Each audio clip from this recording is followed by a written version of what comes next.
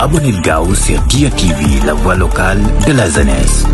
Agriculture, élevage, sport, éducation, religion, santé, people, sport, politique, justice, économie, environnement, transport, toute l'actualité sur Dia TV. Assalamualaikum mbokk internet Dia TV, ñu ngi leen di nuyu di leen di ziar bu baax a baax. Tey ñu ngi fii ci centre d'examen bu Dia jàkkaarloo ak monsieur Dieng nekk surveillant général, c'est ça hein? Oui. Bu CM bu Dia. Monsieur Dieng maa ngi lay nuyu. Ginnaaw bi ñu leen nuyoo ba pare donc ñu ngi fii ci lycée bu Dia, lycée mixte bu Dia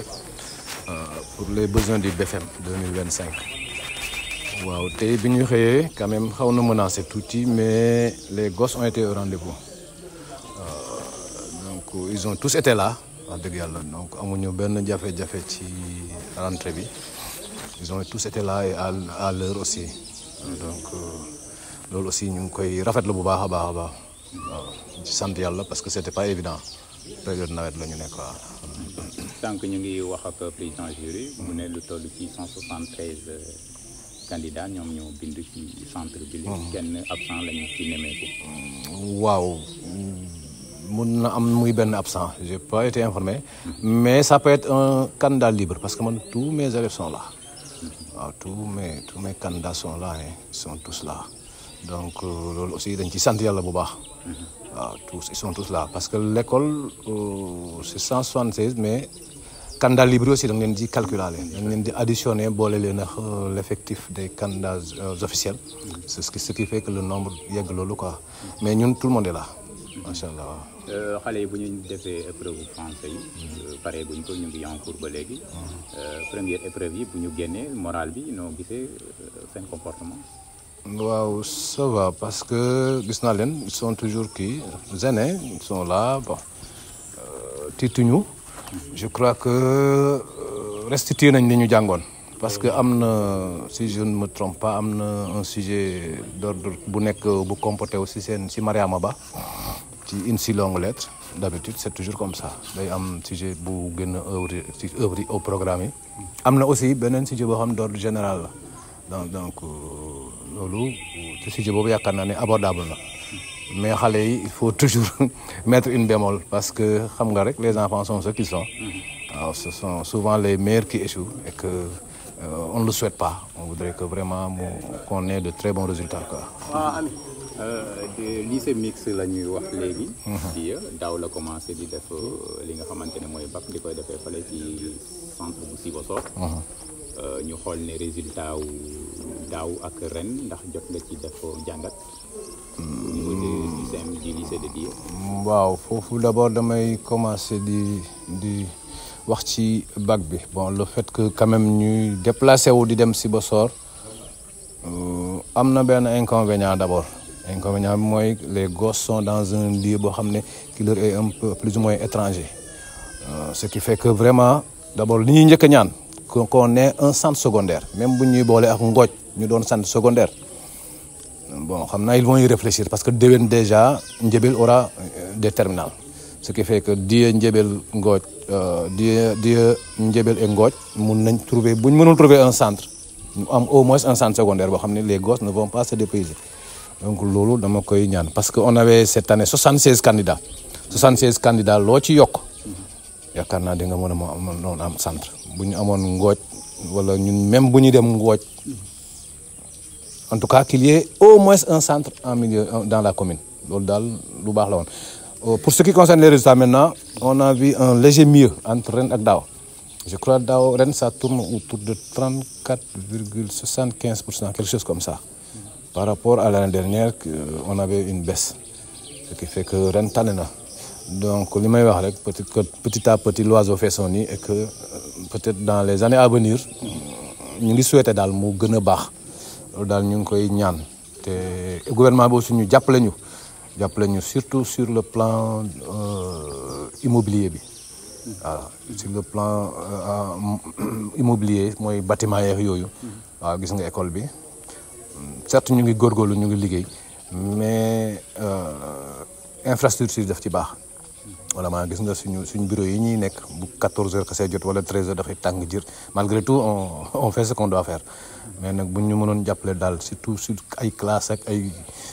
bloc administratif dana baax trop. defe naa booy yi ba léegi ñu ngi def li ñuy wax nomade di abbu yeneen classe. waaw am nañ 2 classes ci biti Crépa bi déjà suñ classe la magasin B aussi maire abal ñu ko suñ classe la ce qui fait que le problème de classe se pose toujours. waaw ba léegi des na maire nag def na effort mairie parce que tabax classe bi ngay gis terminal L la woon daaw lañ ko fi def c'est la mairie qui a construit cette classe. Voilà donc loolu c'est des efforts que les autorités sont en train de faire mais ba léegi daal bu ñu gën a mën a dimbale. dana gën a baax. waaw parce que ci bac boobu la ñuy desandi. nga xamante ne bon effectif bi au niveau national bu ñu xaymaa daaw 50,50% moom la ñu amoon bac. ci 2024 bi ren ñu am. 42,85%. waaw nekk site bi nga xamante ne xaw na métti au niveau national. oui c'est un site. lan nga ci mën a wax. site drastique la moom vraiment loolu aussi remarqué nañ ko parce que daaw lañ gënoon yéeg ne ren loolu ça peut être lié à beaucoup de facteurs déjà du choix des épreuves. mun na nekk parce que enseignants yi bëri ñu ngi koy décrier choix des épreuves surtout les épreuves des séries scientifiques waaw choix épreuves yi mun na ci jouer lu bare mun nañ ci imputer aussi peut-être niveau élèves yi parce que c'est pas tellement ça waaw pas tellement ce que ça devait être ñun ñëpp jàng nañ jaar nañ ci mais niveau bi des na franchement des na bu baax a baax peut-être ñun nag au niveau de ñun enseignants bu ñu xoolee faiblesse yi dinañ ko mën na rectifier parce que l'enseignant moom toujours noonu la. yow pour yow loolu quel est le problème est-ce que yow yàgg nga fi amoon na ay génération yi nga xamante ne jaar nañ fi ci seemu diya résultat yi da doon baax ci at yooyu la bëtam doon gën a métti mais terewul booy dañ ci doon génn ren jamono ji dañuy gis ne épreuve yi bon c'est pas que dañ ko passé mais day gën a yamamaay mais terewul day métti te jumtukaay yi boo xoolee tey la gën a accessible ci booy. loolu premier facteur bi ko def c'est dinaa ko wax ci côté booy la parce que yéen bi ngeen fi nekk man fi ngeen ma fekk mais discipline bi amoon à votre niveau amatul léegi farlu bi amoon amatul parce que man bi may nekk fii man maa daan tëj di tijji j'avais toutes les clés des classes mais booy dañ doon njëkkante clés yi di def groupe de travail maa ngi koy wax keroog prof yi fii gisatoo kenn ku def groupe de travail ici et ça paye énormément groupe de travail dañ daan njëkkantu ñëw ne la monsieur Dieng dañ bu groupe de travail ma ne faites des groupes désignez-moi un chef de groupe ma jox ko clé pour que mu bañ a am kii mais daan am ñoo xam ne sax duñu am classe ndax tellement que dañ doon xëccoo classe yi pour groupe de travail là boobu aspect bu am importance la ci biir donc ce qui fait que forcément le niveau day baisser parce que élève bi travailler en groupe bi nga xam ne day ñëw professeurs yi ñëw di ko dimbale seeg yooyu niroowul ak élève bi nga xam ne deful effort loolu c'est mooy principale cause bi nag ça c'est la cause principale ensuite mooy l'intelligence artificielle bi parce que booy léegi ñu si bëri ñaata téléphone lañ jàpp fii en classe booy tricher avec l'application chat laa xam lan yaakaaroon lu dul loolu du ñu jàng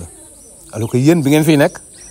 donc vous y métiez waaw c'est pratiquement les mêmes professeurs qui sont là bon certes am na ay manquements yuy am au niveau de kii mais yooyu c'est des choses à régler mais par lu bi si booy yi daal des na quoi waaw arme bi daal cette volonté de réussir ça reste loolu moom xam naa ne principale cause bi loolu la quoi. yéen a ngi def ay démarches pour par rapport waaw daaw la woon suñu baptême de feu ci bac bi on a essayé de faire d'avoir un centre kii secondaire fii dem nañ sax jéem a booleeg Ngooj pour def centre secondaire fii mais dafa mujjoon échoué bon am nag ñu ci daan dox mais xam nga le bac aussi c'est l'affaire de l'office du bac c'est pas l'affaire de bon c'est vrai que l'office du bac ñoo ci ëpp lu ñuy kii yenn décision ñoo koy jël mais ñu ngi ciy def ay démarches même monsieur le maire bi def na ci ay démarches ku mel ni Cheikh Gaye doon na ci def démarche Cheikh Gaye Boucar Senghane je crois qu'il est au ministère doon na ci def ay démarches ba bon ragal naa ne daal déwén war nañ mën a am un centre boo xam ne centre lay doon sax centre boo xam ne peut-être dina regrouper Diya Ndiébel et Ngothie waaw même bu dul Diya nekk Ngothie l'essentiel que ñun dans la commune ou bien dans les deux communes nañu am un centre boo xam ne booy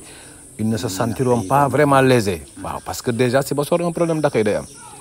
waaw ça a toujours été comme ça problème d'accueil bi day am ñun ñu dem fa ngooj dem fa tu vois ce que ça fait donc déjà ça fait beaucoup d'élèves yooyu yëpp booy bi day dépaysé tout le monde sait que quand l'enfant est dépaysé ça peut nuire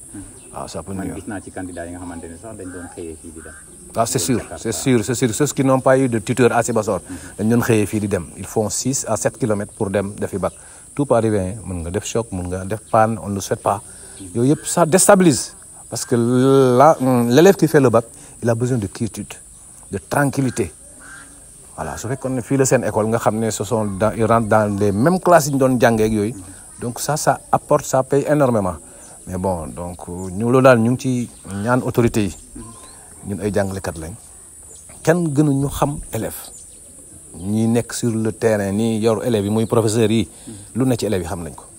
donc ñooñu ils sont mieux placés pour def yenn doléances yi même ñun aussi la même chose parce que on vit avec eux on partage tout donc loolu daal ñu ngi koy ñaan les autorités ñu dimbali ñu ci bu fekkee mën na nekk je crois que dina nekk déwén fii doon centre waaw et que on verra que les résultats vont changer ça j'en suis certain moom voilà j'en suis très certain voilà. bu ñu delloosee fii ci CEM Dia. wax nga yàgg nga fi. nekk fii doomu Dia. nekk jàngalekat en même temps ñëwaat fi nekk surveillant général. wax nga léegi jafe-jafe salle de classe. mais mën naa am na yeneen jafe-jafe yi nga xamante ne am na ci biir école yi. yow xam kenn gënu la koo xam en tant que surveillant général. loolu ñu ci mën a kii à part problème mu salle de classe yi nga xamante ne jàpp nga ne lu ñu war a yokkul. waaw wax naa ko léegi salle de classe yi ak bloc administratif bi. te loolu moom waxoon naa ko. ensuite yenn saa aussi bon booy yi toog nañ fi di grève ndax manque de professeur. loolu moom dañ cee war a taxaw lu yem ni commune. waaw Dia commune la mooy capitale commune bi. il y a pas de raison qu'il y ait pas suffisamment de professeurs. Quelquefois on perd énormément de temps booy yi ne fi di grève parce que duñu am professeur ba léegi professeur philosophie amuñ ko daaw ba ren amuñ prof philo parce que le prof de philo appartient au lycée de Ngothie moom lañ ko jox il fait kii complément horaire lay def fii tu vois donc forcément day wàññi heures yi donc yooyu yëpp ça peut porter préjudice. waaw ça peut porter préjudice donc yu mel noonu surtout dans le domaine du personnel moom nañ ñu jox suffisamment de professeurs yoo xam ne vraiment dinañ mën a jël en charge booy yi waaw loolu daal xam naa ne moo gën sinon ay réduction horaire lay am moo fi am te yooyu aussi ça impacte sur les résultats donc tout ça font que résultats yi du mën am on ne peut pas avoir les résultats escomptés donc yooyu ay jafe-jafe la yoo xam ne aussi nous lançons un appel aux autorités ñu jéem ko résoudre Dia am na école primaire depuis 1955 avant les indépendances il y a pas de raison que ñu toog fii tey ñu naan lycée Dia ñàkk amul professeur waaw donc ku dégg loolu xam bu baax li may wax il y a tellement de cadres qui sont issus de ce milieu là du muy lycée Dia li lycée Ngothie maruñ manqué dara même jusqu'à Ndiébel sax parce que des contrées qui ont eu des écoles avant les indépendances vraiment ñooñu dañ leen war a bokk ci ñi nga xam ne ñoom la ñuy gën a fournir en effectif et même en matériel donc loolu daal on c'est appel boobu lancé nañ ko autorités yi quoi. waaw di rafetlu rek yow it sa liggéey parce que tu as été notre élève je crois que dem nga ba jàng ba sa njàng pare ba nga kii li ngay def nii yoon la boo xam ne ñun je sais que ça va payer je sais que ça paye déjà mais nous pensons que le meilleur reste à venir di la ñaanal parce que on ne peut pas donner le déplacement yow yaa ñëwal sa bopp vraiment di couvrir ces événements ñu koy publier nit ñi di xam les problèmes dans les contrées dans les écoles dans les maisons yooyu yëpp vraiment ñu ngi la ciy gërëm di la sant di wax ne daal on est dans de bonnes conditions wax dëgg yàlla di remercier nag xam naa peut-être que vous avez à prendre le président des parents d'élèves je ne sais pas j'étais un peu sorti tous ceux qui ont de près ou de loin participer à l'accueil pour fii ci BFM bi waaw xam naa président bi wax na ko nous remercions le PASTEF avec Ibou Koli Mbodj waaw rafetlu nañ ko Ibou Koli s'est présenté avec le PASTEF ñëw na fii indi nañu fii ay lu bari ak xaalis le monsieur le maire lam daan defaat na ko yokk na ko ren sax. loolu xam naa wax nañ la ko. y a d'autres donateurs aussi même le président des parents d'élèves qui est là Mame Ndéné bii ngay gis. il a mis la main à la poche ñu ngi koy remercier bu baax nag. Mame Ndéné dañ koy remercier parce que il habite Ngothie mais il fait pas la différence entre Dya et Ngothie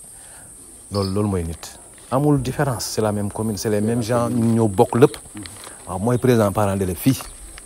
dëkk Ngothie donc loolu dañ koy rafetlu. mu am taxawaay bu am solo bu muy def nag fii ci école bi léeg-léeg sax ñu am fii ay parent bu décédé wala un professeur parent am décédé day taal otoom dem ba foofu yóbbuñu loolu rafetlu nañ ko. il a mis la main à la poche démb fii génn na 20 000 ne leen maa leen ko may yokkal leen ko loolu rafetlu nañ ko bu baax a baax a baax donc loolu daal laa amoon ku moo taxawaayam ak El Hadj Ndiaye mi pince mi ñoom ñaar vraiment ren taxawu nañ affaire bi ba nga xam ne amul benn manquement pour le moment daal. loolu daal ñu ngi koy rafetlu yow nag ñu ngi lay ñaanal yàlla. wallaay le meilleur reste à venir. waaw wax dëgg yàlla loolu gërëm nañ la sant nañ la si. merci beaucoup merci jaajëf kàddu yi rafet na donc ñu dégg appel yi nga xamante ne wax na ko. moom itamit vraiment depuis bu mu ñëwee ci Saint-Moudia am na beneen xar kanam bi nga xamante ne am na fi surtout. garab yi nga xamante ne. boo duggee bokk na ci décoru école bi. tout ça après bu mu ñëwee également plusieurs générations jaar fii ak moom. mu nekk xaritu ñëpp également parce que surveillant général boo ko déggee mooy ki gën a jege élèves yi ki nga xamante ne élève bu jaaxlee biir classe moom xelam ci moom lay njëkk a dem te loolu ubbeeku moo ko mën boo ubbeekuwul doo ko mën a def donc ñu ngi lay ñaanal bu baax a baax wér nga yàgg ci école bi bu baax a baax souhait bi nga xamante ne également am nga ko pour école Dya yàlla def ko ci sa mu fekk la fi également donc merci beaucoup di la sant di la gërëm ci opportunité bi nga ma jox di sant yàlla bi nga xam ne ni moo ñu may ñu fekkee woon ko daaw teyewaat ko ren ñu ngi koy sant ginnaaw bu ñu jullee ci turu yenent yàlla Mohamed Nabi Moustapha alayhi salaam di wax rek ne déroulement épreuve yi pour le moment ça se passe très bien amaguñ ci dara loo xam ne xaw nañu jaaxal gisaguñ ci dara lu ñu jaaxal donc ñu ngi sant yàlla ba léegi xale yi kenn amul benn signalement tricherie boo xam ne ni am na portable yi aussi nga xam ne mooy doon coow li chaque année ba léegi amu ci dara donc loolu nañ sant yàlla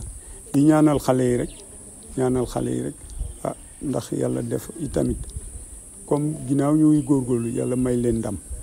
bu ñu amee ndam yàlla na leen jig yàlla na ànd ak wër ànd ak gudd fan te di leen ñaax aussi ñu gën a góorgóorlu loolu daal moo fi nekkagum pour le moment ñu ngi am yaakaar ni tamit affaire bi dana dem boo jeex ci jàmm ak salaam te duñ ci am dara lu ñuy ñaawlu wala ñu di ko naqarlu voilà. accueil li nga xamante ne ku wax président APE wax ne moom mooy dalal ñi nga xamante ne ñoom ñooy corriger examen yi wala président bi nga xamante ne moo jiite centre bi ndax jafe-jafe yi am na ci côté boobu pour dispositif yi nga xamante ne da ngeen ci mën a accompagner ñooñu ñi nga xamante ne ñooy seen gan yi. waaw foofu tamit dañuy sant yàlla rek moom nga xam ne bu lépp yombee rek moo ñu ko yombalal di sant encore ñi nga xam ne ñoom ñoo ñuy accompagner parce que ñun mënuñu dañuy jéem rek ak le peu que parents d'élèves yi di joxe vraiment ñuy góorgóorlu mais ñu am nag ñoo xam ne ku mel ni Tamsir Gueye di maire de la commune de Dya gis nañ soutien massif bi nga xam ne ni moom la ñu defal vraiment bugguma woon a tudd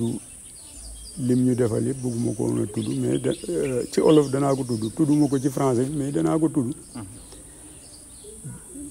je veux dire que donc jox nañu 100 000 francs ci xaalis jox nañu ñaari saaku ceeb jox nañu 20 litres d'huile donc loolu dañ ko koy santé di ko ci gërëm di ko ci ñaanal yàlla parce que nag yemul foofu rek ci baccalauréat yi joxoon nañu aussi appui bu mel noonu soutenir nañu bu baax li ñu participé woon Sibassor moo ñu ko joxoon te defaluñu ko ñun rek école yi nekk fii ci commune bi yëpp lay soutenir donc kooku jar na ñaanal yàlla ko yàlla defal jàmm yàlla yokk ko suturaal ko ñu ngi ñaanal yi tamit le coordonnateur de PASTEF à Dia monsieur Ibou Koli Mbodj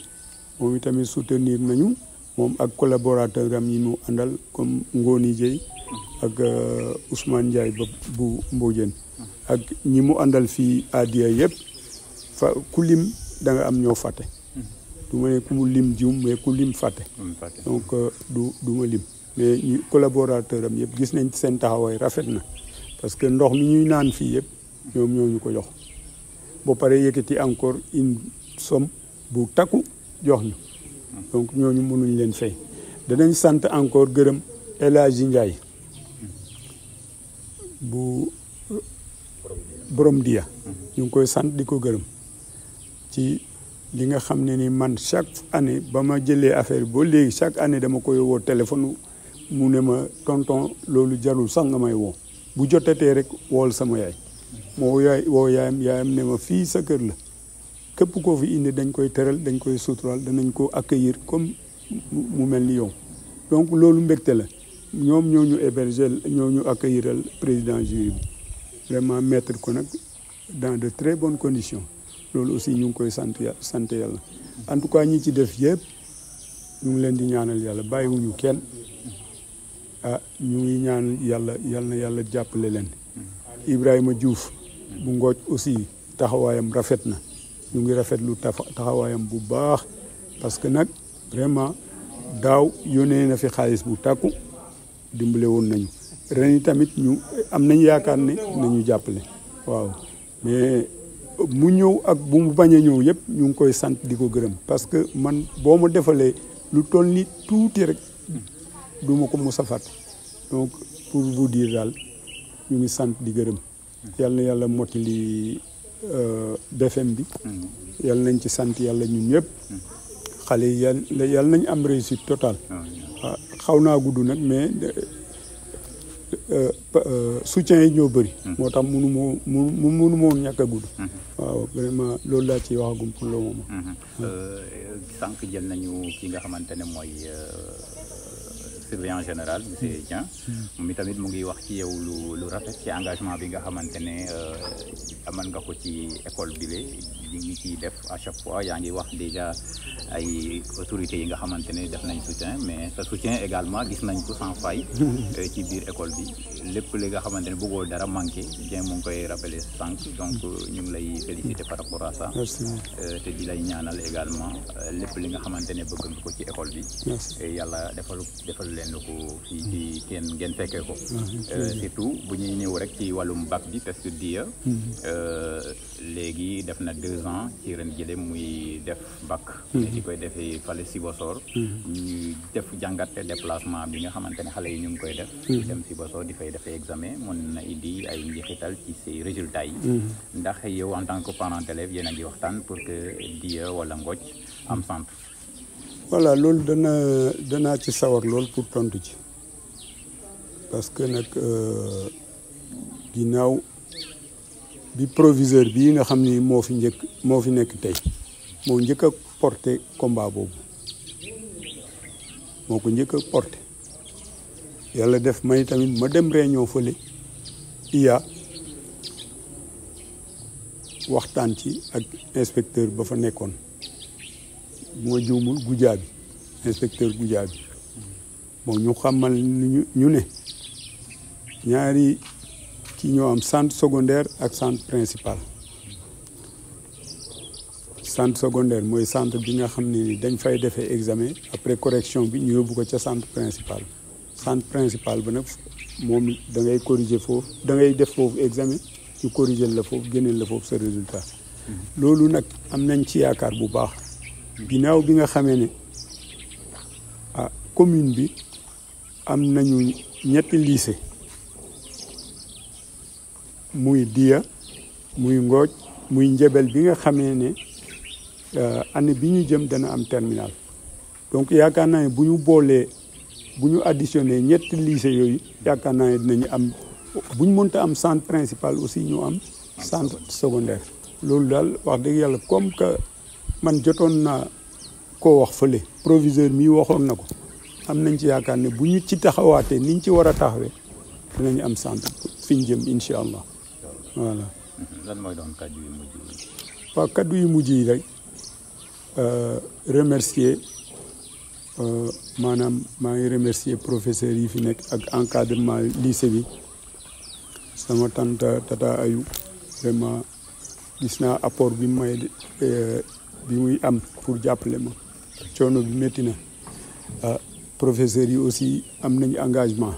loolu chaque fois du ma noppi di ko wax ñu ngi def ay effort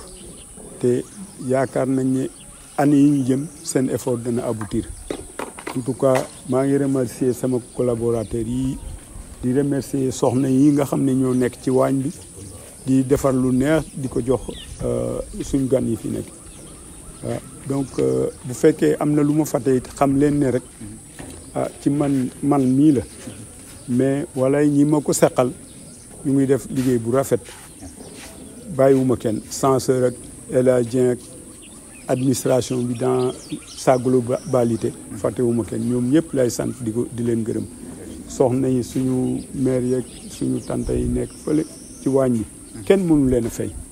parce que xam nga dafa métti ñu bàyyi seen njaboot bàyyi seen lépp ñëw fii pour jàppale lycée Dia ñooñu amal nañ leen ngërëm bu rëy donc loolu daal lay mujjee bu loolu weesoon nag maa ngi sant parents d'élèves yi nga xam ne nii ñoom ñoo ma teg fii ma di leen fi nekkal di leen fi defal tooge fi seen baat ci seen biir am na ñoo xam ne ñoo ma gën a xarañ foofu te ñu attanoon ko yi tamit ñu yëkkati ko jox ma ko man mi nga xam ne nii peut-être xëy na sax motewuma ko donc loolu daal maa ngi leen di gërëm di leen sant waaw. merci beaucoup jërëjëf. jërëjëf merci.